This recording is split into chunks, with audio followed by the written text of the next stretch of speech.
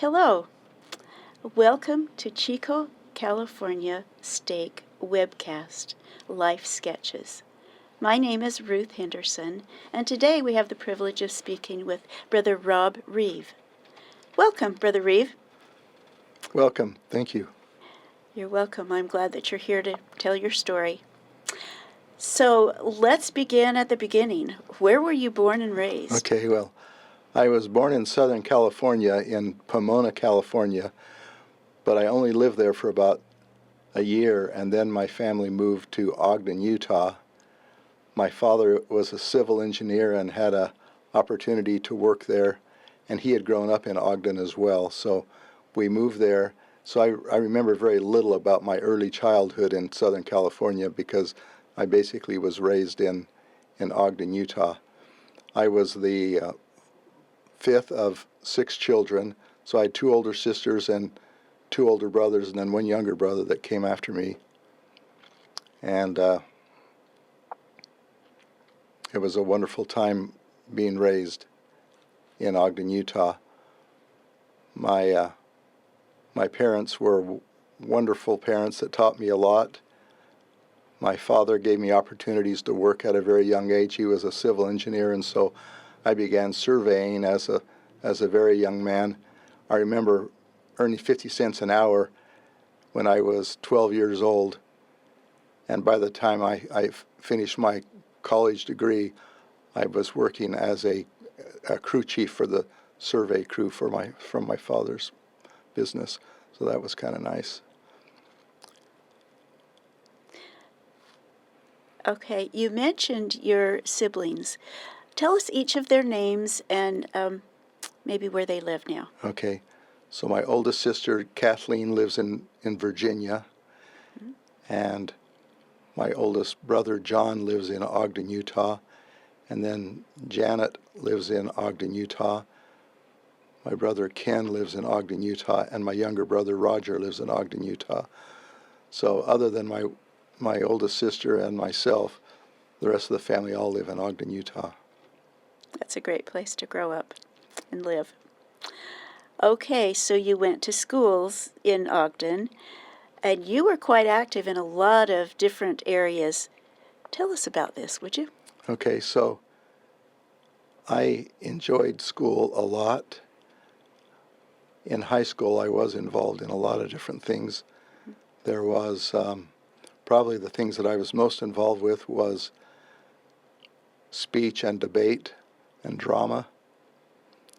As a senior in high school, I had the opportunity of having a debate partner that was right on the money, and so we went to the state debate tournament and took first place in the Utah State Debate Tournament, which was a really cool experience. And I learned a lot from him and from his friendship during that period of time. I also had the opportunity to be part of the school play, which was Harvey at the time. I don't know if you remember Harvey, of the 8-foot invisible rabbit. So I played the part of Elwood P. Dowd, which was a character that he was the only character that could see the rabbit. No one else could. And so that was a great experience too. Met a lot of wonderful people during that period of time, and in fact, we will have some pictures that we can show of the some of the things that was found in the yearbook there about that. Other than those things, I was able to play tennis. My older brother Ken was a tennis player, and so he got me playing tennis at a young age, and so I was able to play on the high school tennis team, which was a lot of fun. It's a great activity. That's wonderful, being involved in your high school. Yes, it was. So after high school, did you go off to college? So yes, I was able to go to 1 year of college at Weber State College before heading on a mission. I was able to go on a mission to the Madrid, Spain mission. At the time, the Madrid, Spain mission was the only mission in Spain, and in fact, Spain had only been opened up for like 2 years. Prior to that time, it was against the law for any other church other than the Catholic Church to be an organized religion in Spain, and so it was a wonderful opportunity to be able to spread the gospel in a quote-unquote virgin country, I guess you could say. Mm-hmm. That was a wonderful experience. And not too many years ago, it's about 10 years ago, my wife Kim and I went back to Spain just to do some visiting, and we decided to go to the Madrid temple at the time, where we were able to, she claims I had no plans, and I didn't have any plans, but I knew the Spirit was going to guide me to be able to contact some people. And so we went to the Madrid temple, and the stake center was right next to the Madrid temple. And at the stake center, I went and inquired about some of the people that I had baptized some 40 years earlier. And they said, go over and inquire at the hostel. So there was a hostel next to the temple where people would come from out of state or out of the city of Madrid, and they could stay there for a couple of days. And so while I was in the hostel, I was kind of eavesdropping with one of the missionaries that was at the front desk there, and he happened to mention the city of San Fernando, which was a city that I had served in, and a city that I had baptized 2 brothers and their wives in. So, and so after he got off the phone, I said, I was eavesdropping a little bit, and I noticed you mentioned the city of San Fernando. Did you happen to know the Parra family? And he looked at me and he said, yes, I know the Parra family quite well. I said, that's wonderful. He said, in fact, Brother Parra will be here in about 5 minutes. I says, is that right? He said, yeah, Brother Parra is the counselor in the temple presidency.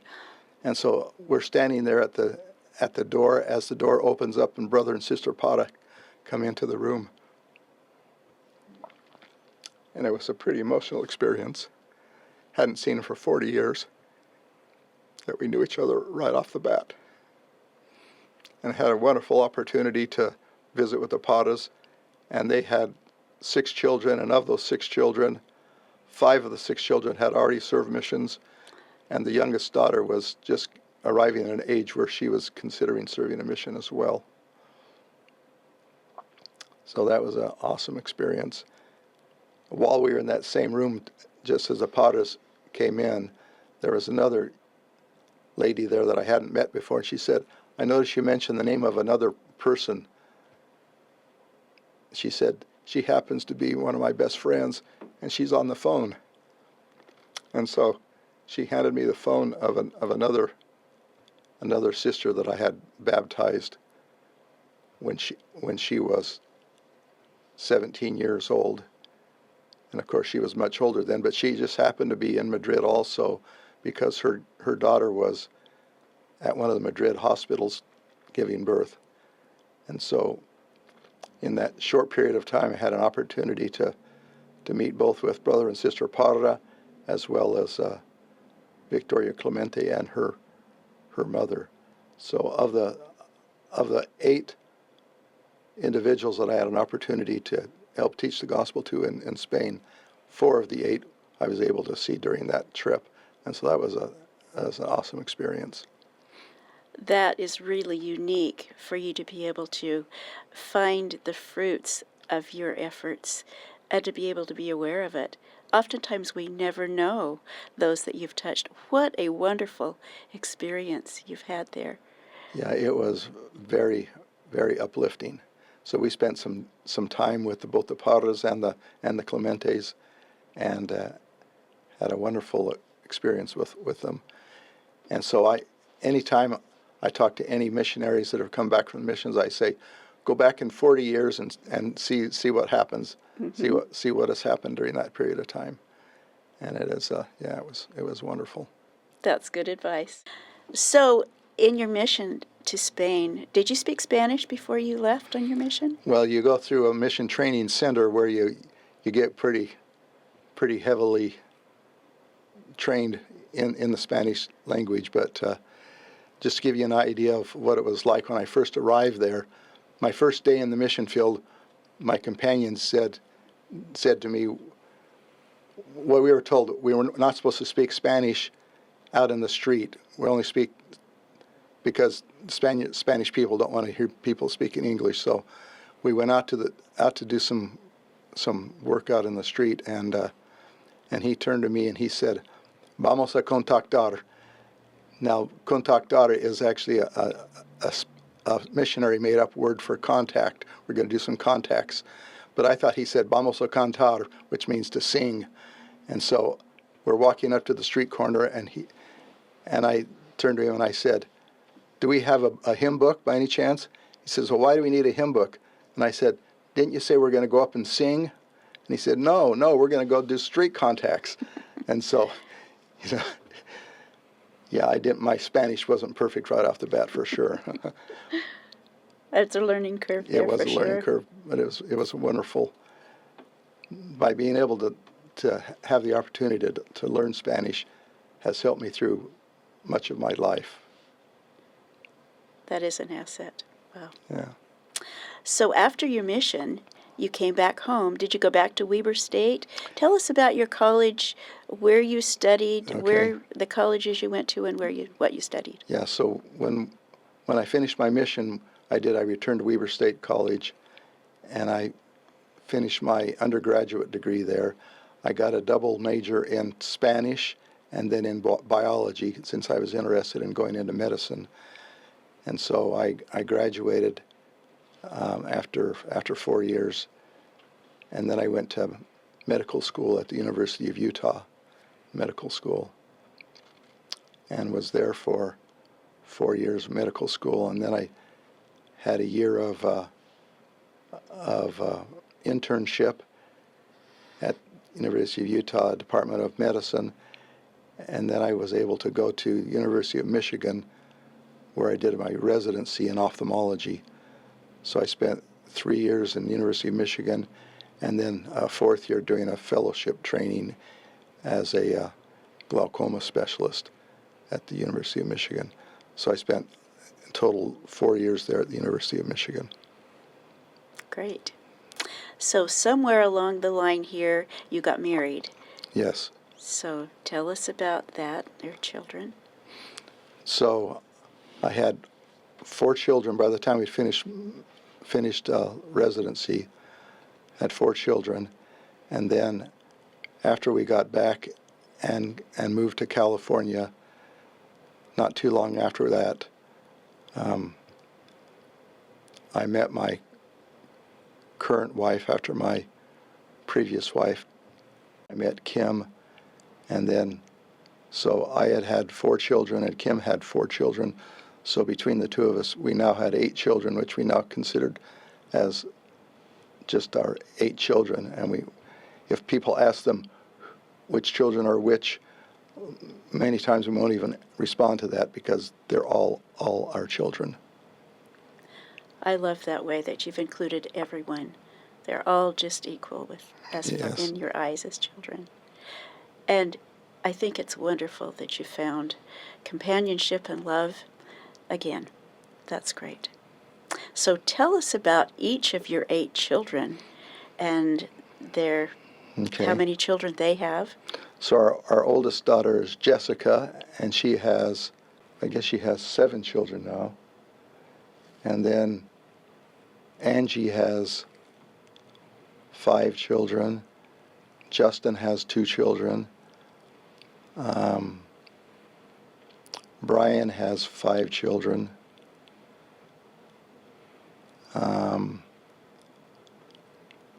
Joshua has 7 children. Brett has 5 children. Brittany has 5 children, well, 7 children now, I guess. And then Kendra has 2 children. So we have a lot of grandchildren. A lot of grandchildren. We have 44 grandchildren altogether. Oh, wow. Yeah. You are rich. That's wonderful. That is for sure. Yes. So now you were a Utah boy. What brought you to California? So when I had finished my residency, I was kind of looking around. I actually spent a short period of time in Sandy, Utah, thinking that's where I was going to practice. But there was an individual in California that was looking for a partner that was a member of the church and seemed to fulfill everything that I wanted in a partner, and that was Dr. Walter Sontag in Paradise. And so I joined Dr. Sontag in 1987, and we were partners for almost 20 years. I learned a great deal from him. Unfortunately, he just passed away like a month ago, but he was a great partner and a great example for me. And so that's what initially brought us to California. Good partnership there. That's good. Yes. Now, you lived in Paradise when you came here. Right. And you also lived there during 2018, during the Paradise Fire. Yes. Tell us how that affected your family, or what happened there. So we were fortunate in the sense that all of our children had already left the home, and so there was just Kim and I living in Paradise at the time. But at the day of the fire, I remember going to the house and I was telling her, I need to go down to our Chico office. And so I was leaving, and we had a phone call saying, be prepared to evacuate. But we hadn't been told that you needed to evacuate yet. So I headed out of town, and before I even got out of town, I was just stuck in traffic and smoke that you couldn't see anywhere, and traffic that wasn't moving. And then shortly after that, Kim got a phone call saying, get out now. Fortunately, she was able to leave Paradise through a different way than what I did, and so she was able to get out. But she went and visited our elderly neighbors to make sure they were doing okay, as well as an elderly lady that we'd been visiting to make sure she was doing okay. And then we had a good friend that was a single sister, and Kim tried to get to her to make sure she was doing okay, but the road was all blocked. I'm going down Clark Road now to get out of Paradise, but I noticed there's fire on the left-hand side of the road, and wait a minute, so she was never able to get to her. So in the process of me getting out of town, our conversations to one another were very hit and miss because the cell phone towers were kind of dropping off. And so as I started leaving Paradise down Clark Road, I finally was able to get a hold of Kim. And I said, sweetheart, I'm going down Clark Road now to get out of Paradise, but I noticed there's fire on the left-hand side of the road. And wait a minute, now there's fire on the right-hand side of the road. So as I'm leaving Paradise, there was fire on both sides of the road. And as I left Paradise, all of a sudden our connection was broken again. So unfortunately, Kim is sitting there thinking, so what's happened to you? Fortunately, she was safe and sound in Chico, but it took probably a good 10, 15 minutes before I was able to connect with her so that she would know that I was okay. What a harrowing experience. Yes. Now, did you lose your home? Yeah, we lost our home, and we had an office in Paradise as well. So we lost our home in Paradise, and we lost our office in Paradise. Fortunately, I had a second office here in Chico with a new partner, Dr. David Woods, and we were able to keep things going there. So you came down to your office here. Tell us what happened when you came down here. Okay, so I originally was scheduled to see patients, and I didn't get there till later on in the afternoon, and I made arrangements to meet Kim, and so we got down there and we saw a couple of patients, and then there was actually one of my last patients of the afternoon said, I don't know where I'm going. And so we made some phone calls to see if we could find a place for her to stay, and we weren't able to find a place for her to stay, except she had previously been living with an ex-husband, and so he ended up being at Enloe Hospital because he'd had a heart attack, and so we contacted the hospital, and were able to make arrangements for her to go and spend a couple of days with her ex-husband at Enloe Hospital, where she would have a roof over her head and food to eat and whatnot. But then after we got her all settled, Kim and I looked at each other and said, yeah, now where are we going to go? I said, yeah, that's a good question. So fortunately, Dave had mentioned to me that if you have nothing else that you can do, just give me a call. So we called Dave, and he was very generous in allowing us to stay at his home with about 3 or 4 other families that were staying at his home at the same time. And so we stayed there for a few days, and then he had a neighbor that had a small casita behind their house, and he made arrangements for us to stay at the casita. So for the next 8 months, we stayed at Dave Wood's neighbor's casita, and we ended up becoming very good friends with them because of that experience. It seems that traumatic things bring out the best in people. Yes, they do. Now, you were generous with someone else, but others were generous with you, too. Very generous, yes. Yeah. Very generous. Yeah, we felt, I mean, it wasn't a wonderful experience to have gone through the fire, but we felt very blessed in the things that we experienced. One of the things that we were able to do is right after the fire, the bishop of our Paradise Ward approached Kim and said, I need someone to kind of take care of all the money that is coming in from outside of the church and outside of the area to make sure that's distributed appropriately. And as a bishop, I guess, there were certain limitations of what he could do. So we had that opportunity to seek out the people that really needed so we had credit cards and things that people had purchased for them that we're able to distribute. And that, I think, it took all our mind off of any problems that we had. And we just felt very blessed at what we were able to do there. That's great. Do you have any final thoughts you'd like to share with our viewers? I guess the final thought I would have would be that there are so many people in my life that have contributed to what life has meant to me, the least of which is not my wife that's by my side and everything that I do, but there's been many other people that have been great in my life.